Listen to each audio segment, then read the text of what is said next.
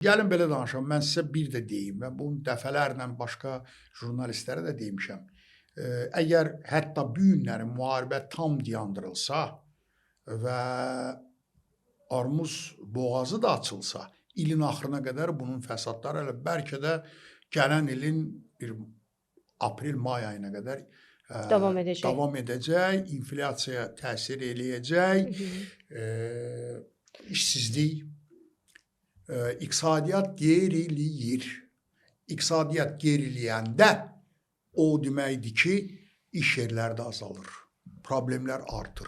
Bu bilirsiniz kimə təsir eləyir? Bu təsir eləyir orta sinif, orta təbəqə və kasıb insanlara. O varlı super adamlara, milyoner, kimin ki gəliri ildə milyondan çoxdursa, belə deyək, şərti, ona o qədər təsir eləmir. Yəni həyat tərzinə təsir eləmir. Ola bilər ildə 2 dənə bahalı maşın alırdı, ildə birini alacaq. Amma söhbət ondan gedir ki, bütün bəşəriyyət itirir. Bu hərbi xərclərin qabağı alınmalıdır. Mən bunu dəfələrlə analitik nəzərə alsaq ki, amma müharibə riski də var. Bu, bilirsiniz nətərdir? Elə bil ki, bütün dünyanın belə qəribə bir oyuna başlayıblar. Hətta Almaniya ilə Yaponiya, siz bilirsiniz ki, 2-ci Dünya müharibəsindən sonra bu hər iki ölkəyə hansı ki müharibənin faktiki o vaxtı onlar başladılar.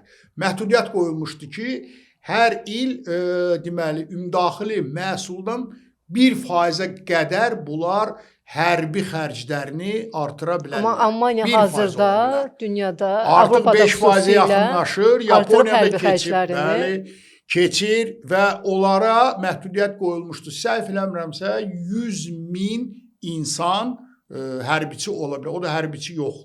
Daha çox daxili qoşunlar.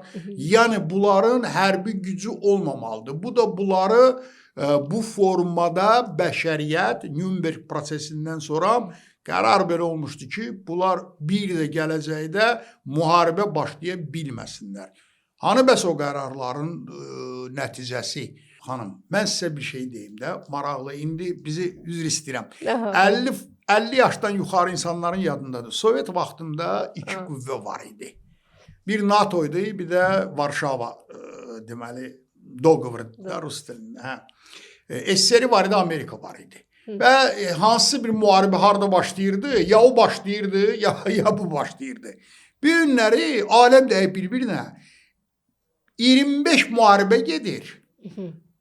Hələn bunun sayı da artacaq müharibələrin. Ona görə də və hərbi xərcləri gözlənilməyən qədər artımı var.